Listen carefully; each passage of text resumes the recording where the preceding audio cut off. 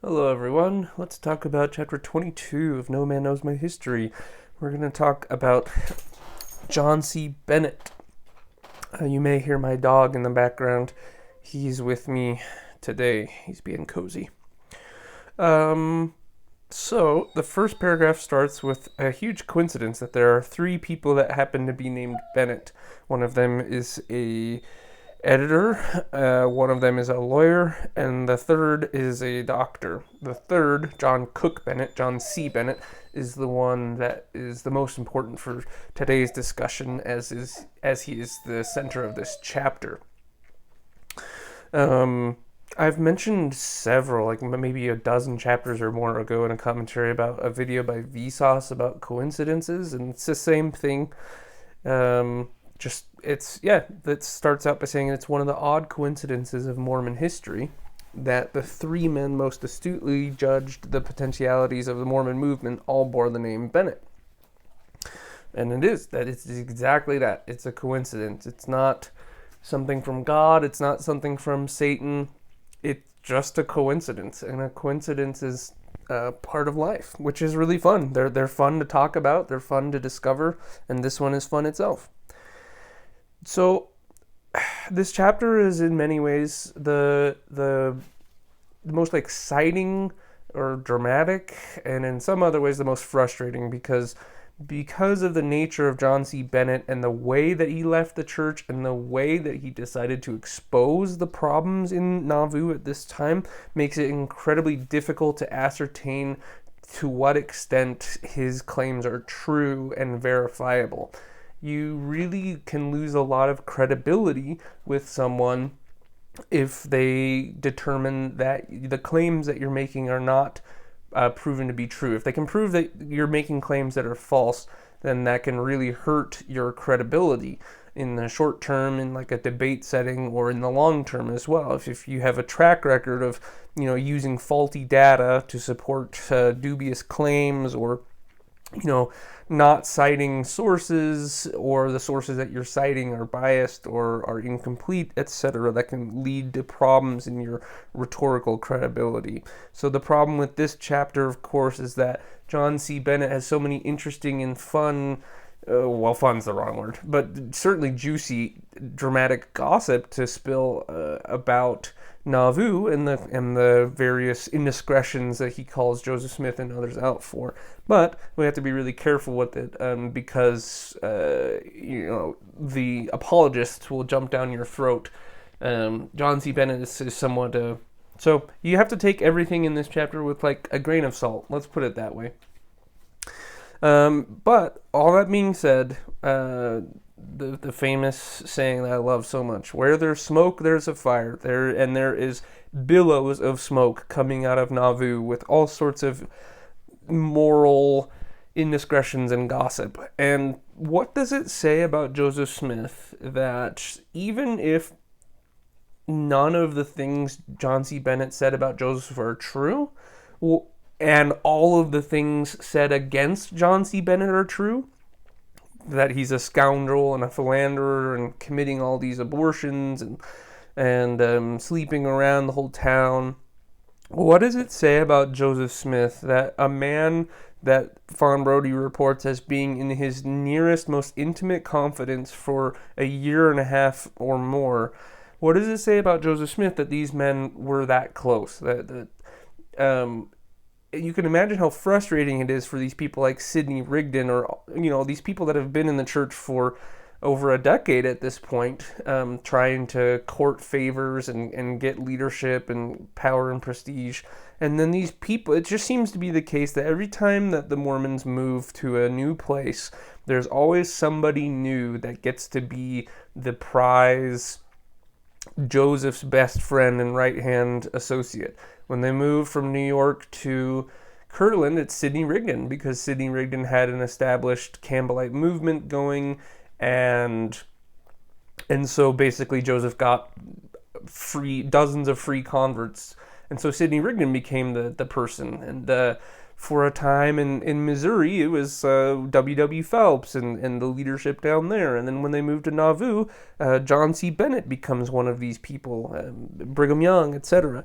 And so you can imagine how frustrating it is. But what does it say about Joseph Smith that John C. Bennett is taken into his closest confidence? Even if nothing what John C. Bennett said is true, I think it gives you a good idea of the kind of people that Joseph Smith was willing to tolerate. And so I think the association by itself with John C. Bennett does not bode well for Joseph's personal character, in my opinion. The Helen of Troy, the face that launched 1,000 ships, right, in Homer. The face that launched the Battle of Nauvoo, that set all of this off, was Nancy Rigdon. Remind you that this is a 19-year-old girl. Who do you know someone? Do you have a sibling? Do you have, are you in that age demographic? Being 19, you're not even 20 years old. This is the absolute bare minimum of adulthood. And you've got grown men that are fighting over dibs on a woman half their age. Very Leonardo DiCaprio, very on brand. So, this is an interesting moment in Mormon history because Fawn Brodie reports that this letter that Joseph Smith writes to Nancy Rigdon, telling her that whatever God requires is right, even if we don't see the reason for it first. We just have to trust that it's right and go with it. And he's referring to polygamy. So this is the first time that the doctrines of polygamy are being defended and put forth by Joseph Smith's own hand. So that's really important. It's been made clear in previous chapters that even maybe as early as the early days in Kirtland, there was whisperings of spiritual wifery and adulterous practices that were being justified through theology. But in here, Nauvoo, even though it took until 1852 to publicly acknowledge it and no longer try to keep it a secret, as early as 1842, we have Joseph Smith's own hand communicating to other people, not just other people in his confidence, but a woman he was actively trying to court. That's really significant. And again, I will remind you that Joseph Smith is quite literally more than twice Nancy Rigdon's age at this time. There are many people that have successful romantic relationships with people that have large age gaps, and as long as they're both consenting adults, that's not my or any of our business to judge them for that. Hey, buddy. But when one of the two people is less than 20 years old and the other person is the leader of a theocratic government on the western United States frontier in the 19th century, I think it's fair to conclude that there's a unsavory power dynamic that does not reflect well. Apologists are quick to say that times were different and we need to avoid presentism, which is the fallacy of judging people of yesteryear by today's moral standards. And while that can certainly be something that helps us contextualize certain aspects, there are some things throughout history that will always be bad. A famous retort to presentism is slavery. Well, we can't judge people for having slaves in the 19th century because the public discourse said that having slaves was okay in most parts of the United States. And even if people didn't own slaves, most people upheld that institution. So people could say, "Oh, you're just using presentism. You are judging them by our standards and not theirs." Well, John Brown would disagree, right? Like, there are some things that are irrefutably instituted to cause suffering, right? And so, anyways, enough about that.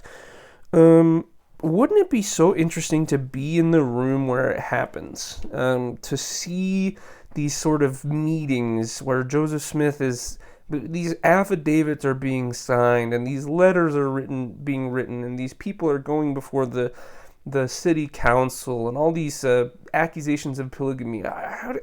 Nauvoo is just one of the most fascinating environments imaginable. So it's definitely worth considering putting yourself in the shoes of an average citizen there. You got to keep in mind that the average citizenry of Nauvoo, while rumors of polygamy were going about, very few people were actually in the high echelon of knowing that it was actually taking place. And it's believed that Joseph Smith and Brigham Young and others actively sought out women to marry so that they could clamp down on that gossip. And one of the most tragic and truly sad aspects of this is how Emma Smith is left out of that confidence. If Joseph Smith was able to convince people that the Lord himself had commanded, not just said if a man entice a maid, but the Lord himself said that like the prosperity and success and survival of Zion depends on this commandment being reinstated, then, why can't you explain that to Emma? Why does she have to remain in the darkness while he's marrying the entire leadership of the Relief Society and their daughters as well? It's crazy. So July 8th, 1842. So 1842 is important. So that's the first year that we've got a written letter from Joseph to a woman saying that God has commanded him to marry them. And then in 1842 July, the Sangamo Journal publishes this massive editorial series of expose editorials against Joseph Smith. The History of the Saints, or an expose of Joe Smith and Mormonism. It's one of the most important and pivotal primary documents in the history of Mormonism. Even if nothing in that document is true, or if 99% of it is embellished beyond, recognition, it's still important, because slander, the most annoying and frustrating thing about people who experience libel and slander is that even if it's not true, bad news can haunt you. People's careers can be ruined by slander. Even if you can prove that the things said, the accusations levied against you are false, it can still harshly damage your career. I think one person that seems to be facing that exact conflict right now is Johnny Depp, who was in a really nasty marriage and divorce with Amber Heard, his wife, who now we have pretty solid evidence that it was actually her that was abusing him the entire time. And without that evidence, most people are quick to assume that the man abuses the woman, that we need to listen to women, especially in the #MeToo era, which I'm totally on board with. But there are certain exceptions in the case of Johnny Depp and Amber Heard, where even though it's most people, at least on the sides of the internet that I find myself on, believe that Johnny Depp is fully exonerated and is actually the victim in this equation, he has suffered huge losses. I think he's lost his Jack Sparrow gig with Disney and has lost other jobs, and that sucks. And so it's important to know that this expose of Joseph Smith comes out in 1842, because whether or not any of it's true, it's still historically valuable to know about. And that's why this chapter is so important. But you do need to keep it, you keep it rational. Some of it is almost certainly exaggerated. For example, there's a footnote that I didn't read during the chapter. I don't read most of the footnotes, but this one's worth talking about. He says that the Danites, there's 12 of the most ruthless Danites have been set apart as destroying angels. And they've got white robes and red sashes, and they're sent out on assassination missions in the middle of the night. That's super spooky. And the footnote says there is no reliable evidence that the Danite organization was continued in Illinois except among Joseph's personal bodyguard. White uniforms, not robes, were a part of their military attire. John D. Lee, one of Joseph's bodyguard, proudly wore his red sash in later years when he went to dances in southern Utah. So it is we do have that evidence that there was at least one of these people that had a red sash that's bragging about it in the same way that military people have all of the fruit salad on their uniform. Fruit salad is a term that describes all of the medallions and awards that are pinned on your breast pocket because they're so colorful.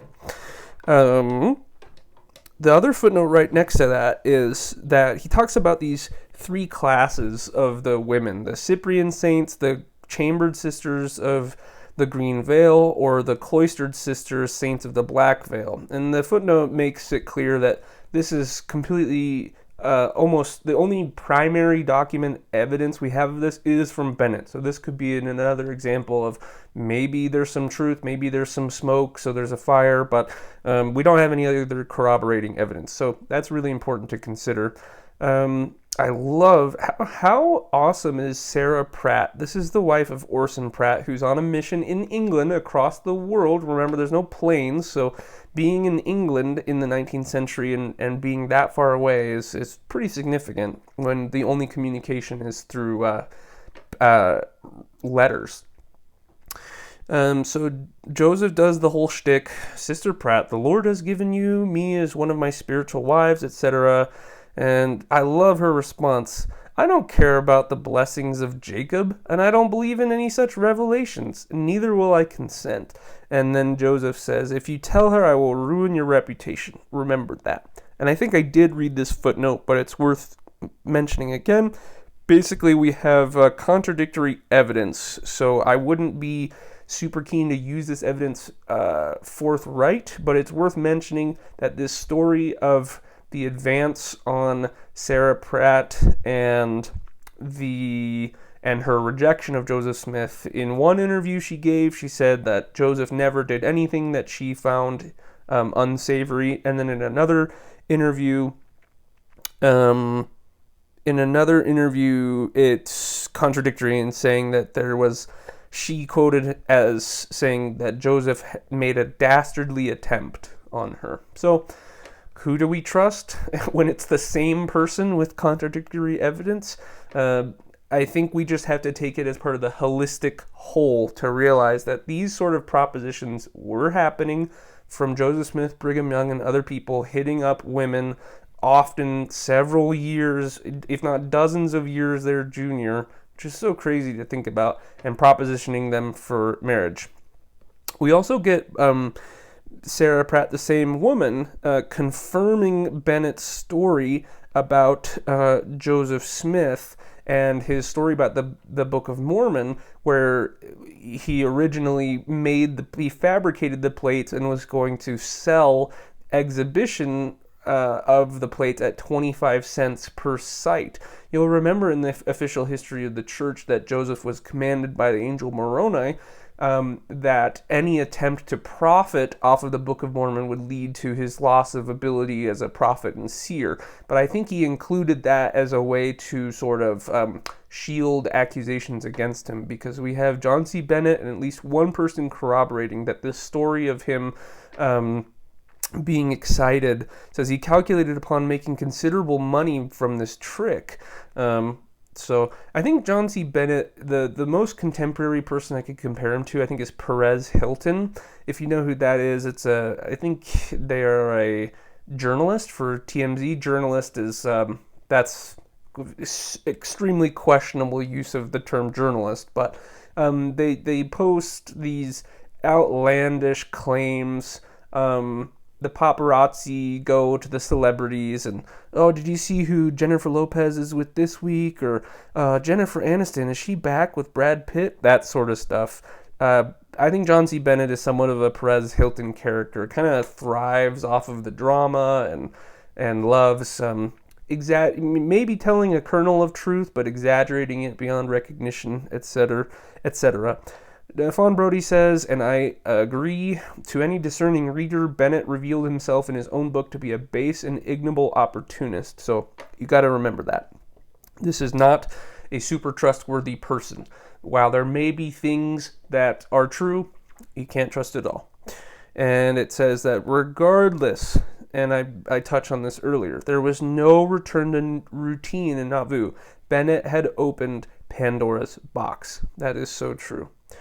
I feel so bad for Sidney Rigdon. Again, this is a person that's been loyal to Joseph Smith basically the entire time. He's kind of been the stern, more religious, more orthodox, whereas Joseph is this frontiersman and wrestler and people pleaser and warm-hearted. Rigdon is the puritanical, we are all worms bowing before God. There is no room in this life for fun. We're only here to pray and repent, etc. It just sucks so bad to see him.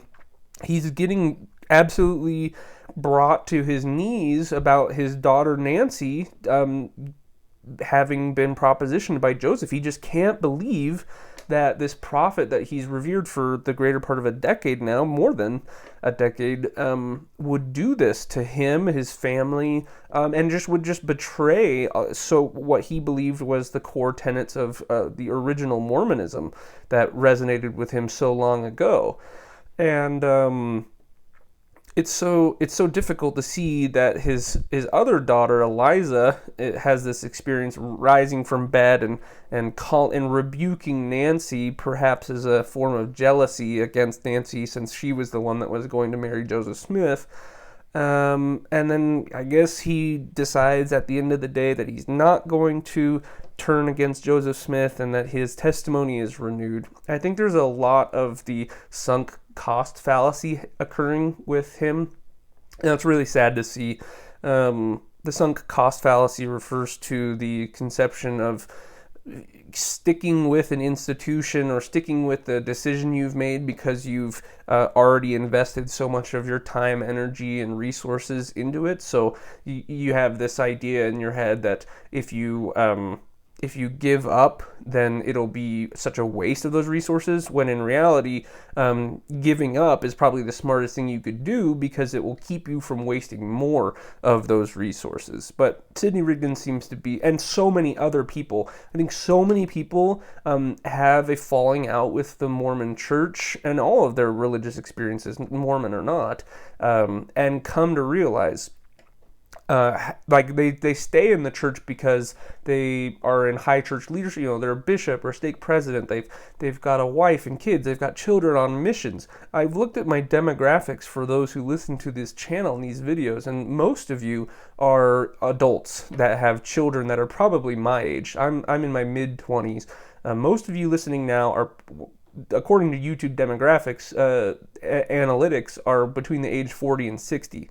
So many of you listening may have had your faith crisis in this part of time, and I'm so sorry if that's true.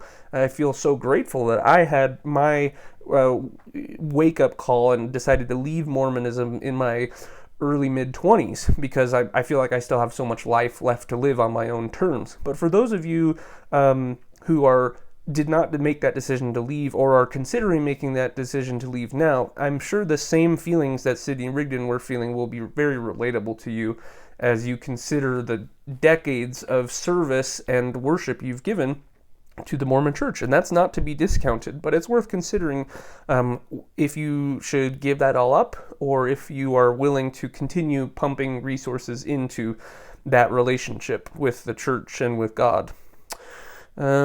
One of the saddest things in the history of Nauvoo, there's an affidavit signed with a dozen important Mormon women, and Emma's name is at the head, and it says, "But while Emma signed the affidavit in good faith, others unhappily perjured themselves," including Newell and Elizabeth Whitney, as well as Eliza Snow. These are people that, it says that Eliza Snow was living in Joseph's home. She was tutoring his children and was, next to Emma, the most beloved woman in Nauvoo. And Joseph married her the week that John C. Bennett was expelled from the church. The same week. And there's good evidence to suggest that his primary motivation for that would have been to get her to be hush-hush. He knows that he correctly assumes that John C. Bennett is going to be a big thorn in his side, and so there's good evidence to suggest that he marries Eliza Snow to keep her quiet. It's just really tragic, really, really, really sad. Again, 1852, so 10 years after these events of John C. Bennett exploding with this expose in the Sangamo Journal, 1852, 10 years later, is when the church publicly admits that they've been practicing polygamy this entire time. There are still major sects of Mormonism outside of the Salt Lake branch of Mormonism to this day in 2022 that believe that Joseph Smith did not practice polygamy. I think this book, which was written, mind you, in the 1940s and second edition in the 1970s, as early as the mid-20th century, we have a pretty solid evidence concluding that Joseph was absolutely not only involved, but like the chief person involved with it. So ultimately, you have to do what's going to help you sleep at night.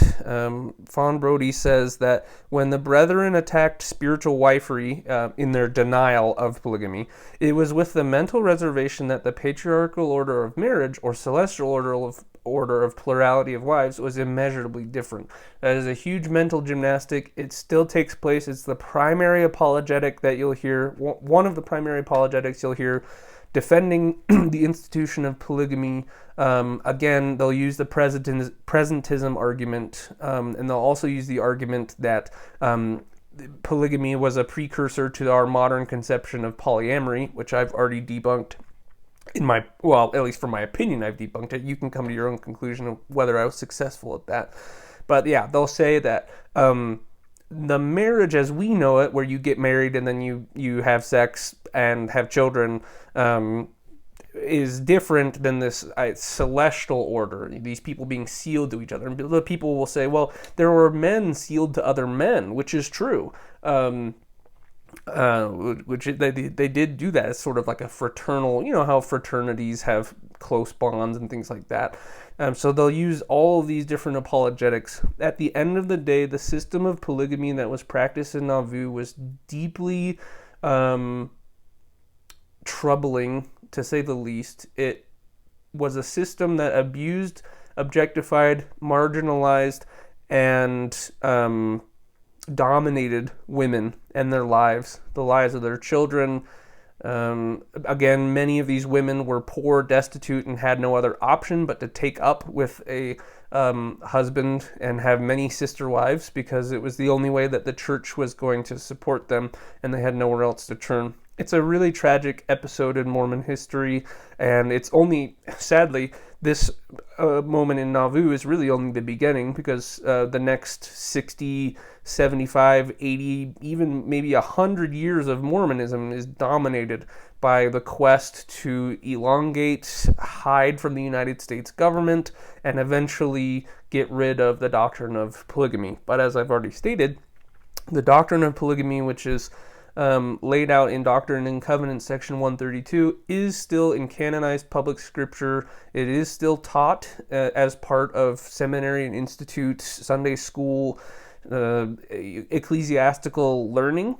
It has not been renounced. It is still in the scriptures, and until it is removed and publicly renounced, Mormons are polygamists, whether they say so or not. It is not their right to say that they are not, as the current prophet of the church has polygamous marriages that they believe will exist in the afterlife. And so that's all we can say. The next chapter, we're going to talk about Joseph Smith going into hiding, and we are ramping up towards the conclusion of what has been a truly special narrative about an important person in 19th century American history. Thanks so much. See ya.